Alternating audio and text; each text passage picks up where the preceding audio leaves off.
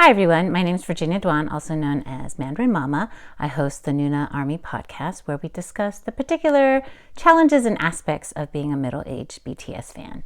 Today, I'm going to be talking about On, the title track from BTS's new album, Map of the Soul 7. And I was going to talk about the whole album, but I haven't really had a chance to absorb all the lyrics and the meanings of it or read other people's stuff. But hopefully over the next week it can sink in more, and then I can record an episode about. Actually, what I might do also is just do it song by song or a few songs at a time, because I feel like some of them mean a lot more to me. But if you want to know my immediate reactions, you can check out my YouTube channel and see all my, I think I have 4 parts, my reaction to Mot 7, and it's, if you're interested, the reactions are there. So On, the title track, is amazing. It is, I feel like it talks about kind of the struggles they went through, but from a more triumphant point of view. I guess in the press releases and in some interviews, Jungkook said that he wanted to flip around No and turn into On and bring the pain on.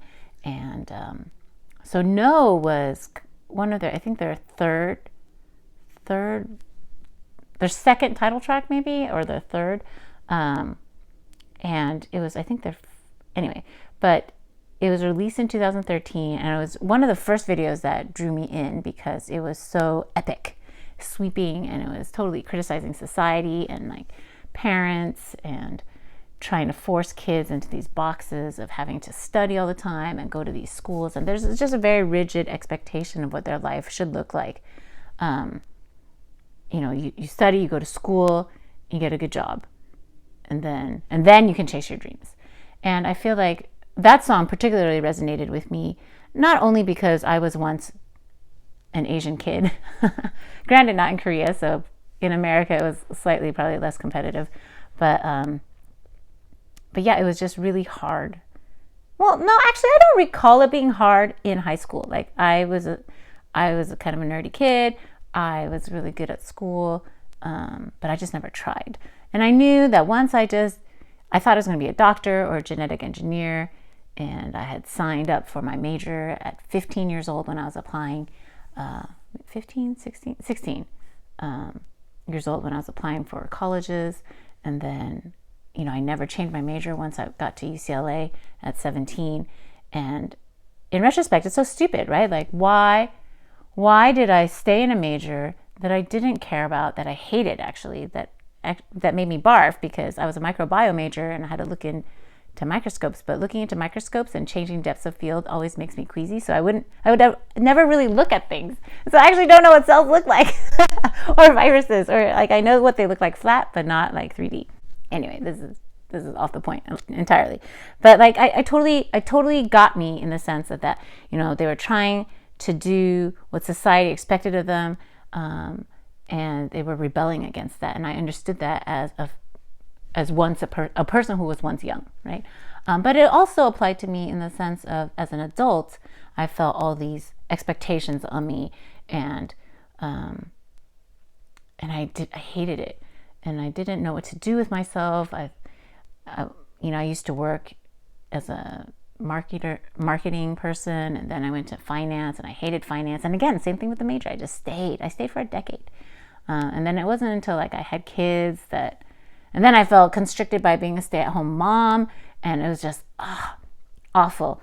And then I rebelled, slowly but surely. And so I also understood it from like a parenting perspective. Like, of course I want my kids to go to a good school and get a good job, because we want financial stability for our children.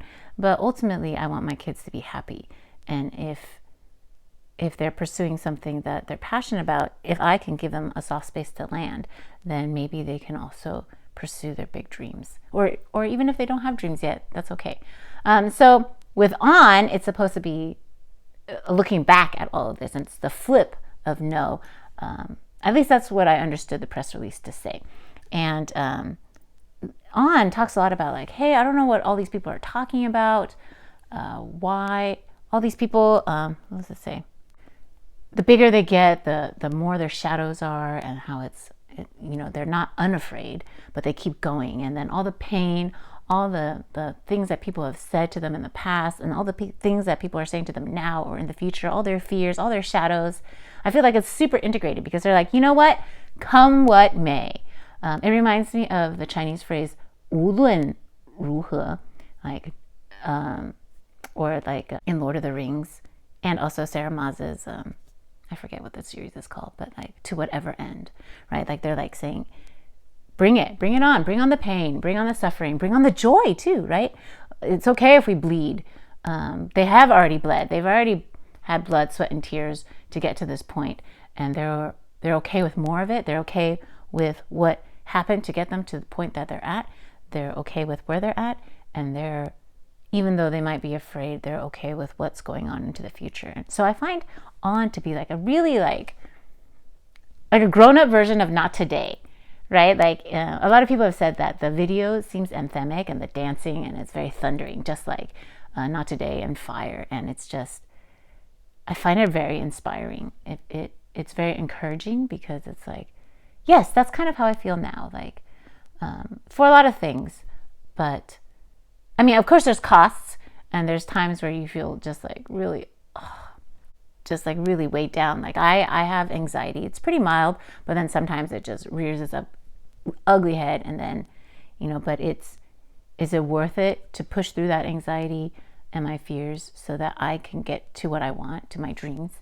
And that even though I'm 41, that it's not too late to pursue these dreams, that it's not too late for me, and that everything I've suffered up until this point has had a meaning and a purpose, and that I can learn from it, and that fine, bring the pain on, because I have gone through hard things, and so have you, right? We can do hard things, and we will survive, and we will thrive despite all odds. And so that's what I kind of find the message of On. And then on top of that, just musically, it's very rousing, right? Like it starts off with the claps and the choir, the gospel choir, and then the drum line. And it's all just very, I actually particularly like that they use a gospel choir. What I really liked from the On commentary film, the dialogue film, was just how inclusive they were BTS was in including like a black gospel choir, the drum line from like marching band, which has military history, which is again, like the marching bands in military, from what I recall, was to boost morale, right? To give people like a sense of purpose, drum up literally and figuratively, support and excitement and just goodwill towards the military. And so that's what the marching band is. I used to be in the marching band. I was in the color guard. And so it was, and I went to UCLA, so it was very exciting to me to see the UCLA marching band. I knew people who were in the UCLA marching band. I had friends in it, and I was just super proud that UCLA was in it. And then just the black gospel choir, like gospel music at its core is very hopeful, right? It was also to lament slavery and just be a way for enslaved Black people to cry out to God and also to praise God, so that even in their hardships, even in the incredible abuse that they were suffering, they could still find joy. And that is not to justify slavery in any way, but it impresses me that humans are so tenacious that we can find beauty in pain. And that's kind of like the whole concept of the Korean concept of Han, which in Chinese is hen. And it's like, I'm going to butcher the explanation, but it's like a deep suffering and pain, and hate almost, and contempt, but then like it's also beautiful in that sense. Totally butchering the concept of it, but yeah. And so I feel like that's what this song On is like, right? I'm kind of rambling all over the place, but there's just so much to unpack, like just not only in the sense of the music, but with the gospel choir and then the drum line and everything in it, and then the driving like nah, nah, nah, nah. It's I think someone in the comments for my reaction video had mentioned that sounds like Living on a Prayer. And yes, and it's totally like Bon Jovi's Living on a Prayer, like that rousing. I think it's a guitar, and electric guitar, right? And it's just, again, Living on a Prayer is also like an anthem, right? I think it's like the most karaoke'd song that everyone can do. And it talks about people in hard times and like living on a prayer and pushing through and, figuring things out and just continuing, right? And so on, it's like bring the pain on, but then you continue on. And it's like almost like come what may, to whatever end. It's just very powerful. And the more I think about it, the more I dig it, right? Like, and I just love that Big Hit and BTS have spotlighted the people, the studio that was with them through American Hustle Life, that they're crediting people, that they bring to light the gospel choir. Again, people of color, the marching band is very diverse, people of color, Black folks, Asian folks, white folks, everybody. And just even the fact that the choreography was through the lab, which is like an 18 or 19-year-old Filipina American, and I think they were on the World's Greatest Dance. I forget, the one with J-Lo, and Neo and Christopher Hoff. I forget his name. My kids love that show, and we saw them on that show too. World of Dance. I can't remember. It's just amazing, and then just the background dancers, just to see women of all shapes and sizes, men of all shapes and sizes, colors, everybody just like. Supporting BTS in the background, not like figuratively and literally, right? And some people have theorized that they're supposed to represent ARMY, and again, like the military styling, the clothing is very Mad Max, which is like this dystopia of the future, the near future, where there's no water and like there's just rampant craziness. And just violence, and yet they still persist, right? Like everything is just about persisting and clinging on, grabbing on, and then continuing on. And I just find it so rousing and inspiring. And then just even the vocals, there's like a slight edge, and it's very, like Jimin's voice always has that like slight edge to it. Like it's sweet, but also got that like I can't explain it right, but it's great. And then their dancing is just so powerful and very strong, and just like, yes, bring on the pain. And a lot of the moves actually look very painful. It's just, I think it all just works together, and I think that's just what I love about art. I'm not a big like painting type art person, but I love art in like music and writing and dance, and I just love how visually the music video like encapsulates what the song is about also. And then it doesn't hurt that it's like super sexy, but there is something really sexy about tenaciousness, right? There's something really sexy about, I call myself a swagger sexual, like anyone regardless of gender or like sex identification, or like if they've got that swag, they just got that big, like big dick energy, big clit energy, whatever it is. Like they're just confident, but not an asshole about it. Like, well, I am also attracted to assholes in general, but only to break them. Except it's like so delusional, because I could never break someone. I would be broken because I just oversell my like toughness. Anyway, again, digression. But yeah, I forgot what I was saying. Swagger sexual.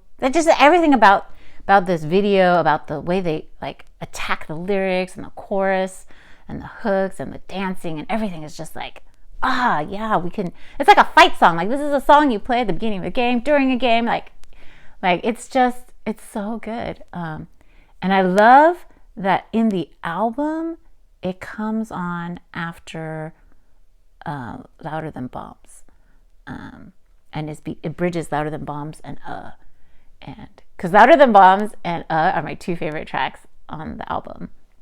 And yeah, if you watch the reaction video, you can watch me like implode on screen.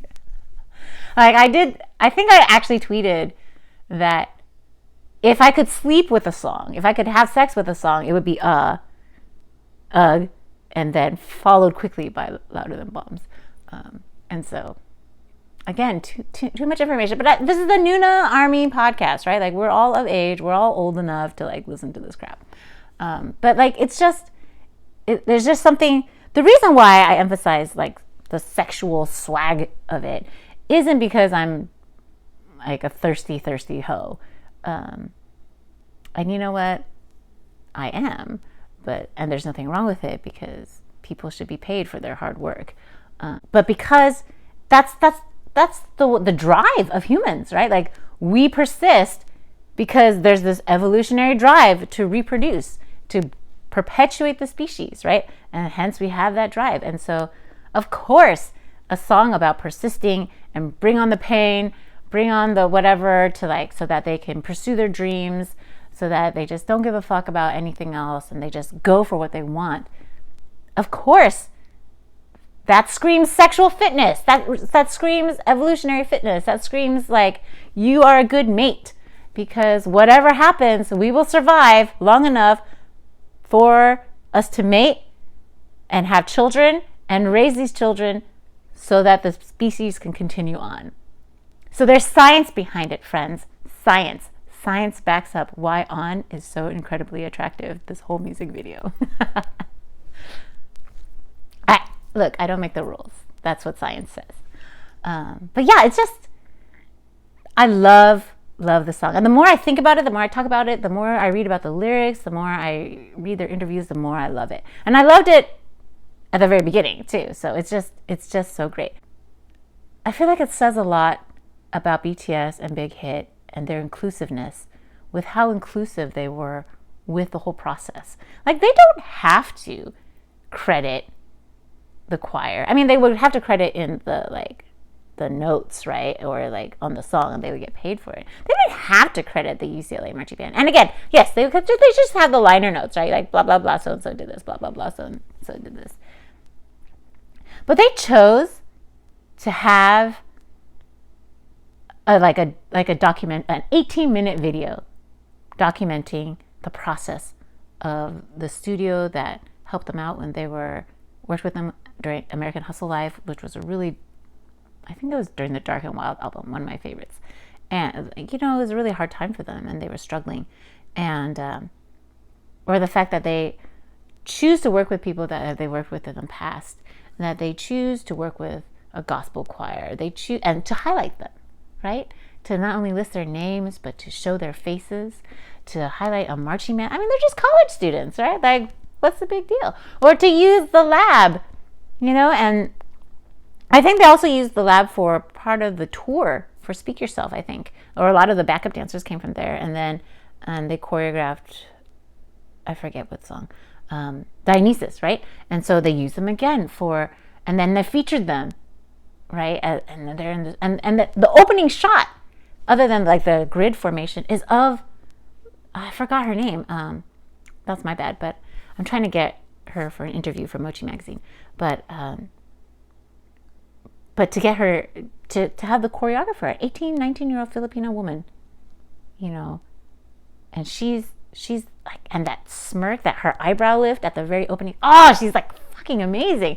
And it's just it's so amazing. And the fact that I was actually going to talk about this at some later point, but just how expansive BTS is, that they're so secure in their position as artists, as like thought leaders. By thought leaders, I don't mean like they have like new thoughts, but the fact that they carry their millions of fans into these thoughts, right? Like they're not saying anything new, right? But they're interpreting it in a new way, and they're bringing more people to it in this way. And they didn't invent psychology. They didn't invent Carl Jung, right? Like they didn't invent like alternate universes or time travel, right? But it opens up so many people that who otherwise would not be interested in these like types of things. but because of BTS, they are. Like, they're willing to like take a step forward into it. And that's just what I love about BTS, just how expansive they are, and inclusive and diverse, and that they learn from their mistakes. Because of course no one's perfect, right? And we don't ask people to be perfect. We ask people to be, to learn from the mistakes that they make, and to apologize and to move forward, right? And yeah, so I love the song On. And the lyrics are really powerful. I feel like RM's verse, like, look at my feet, look down, the shadow resembles me. And he doesn't know if it's the shadow trembling or he's trembling. And I find that when as I'm in the process of chasing my dreams of being a writer, I want to be famous, I want to do like all these things, it feels very fragile and scary and exciting, and I feel very naked, and so I can only imagine how naked they feel in the spotlight with the whole world watching,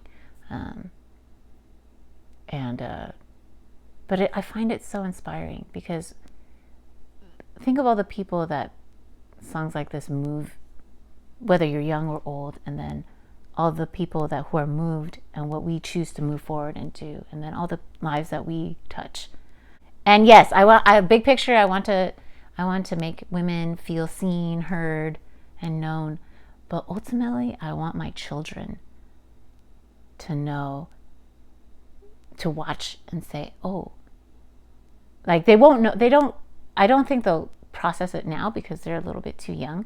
But when they're in their 20s or 30s or 40s, or when they have their own children, when they get married, assuming they do these things, they don't have to.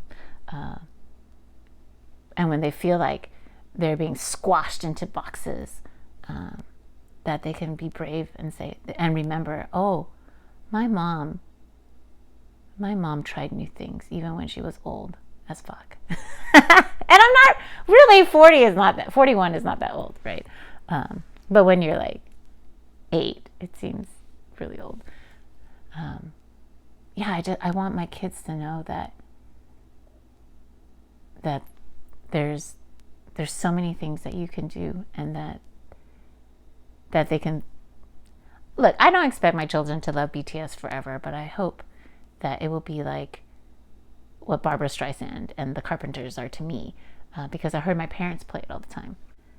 So I hope BTS will be kind of like that for them, like fond memories of their parents. Well, just me, since my husband's is like whatever. but yeah, just that they look back fondly on these things and gain courage from it. So I realized this podcast kind of went all over the place. And that's what kind of happens with this podcast. But then also because On is so new, right? It's still new. I've only had like a day and a half. Is today Sunday? Today's Sunday. Well, for you it's Monday. But I've only had like 2 days to process it, and I just can't wait to see it in concert.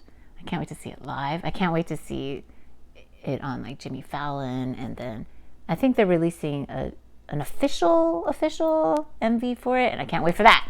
So thanks for listening. I know it was all over the place, but hopefully it was either amusing or gave you some food for thought, or just, killed 20 something minutes of your day and made your commute less bad or something.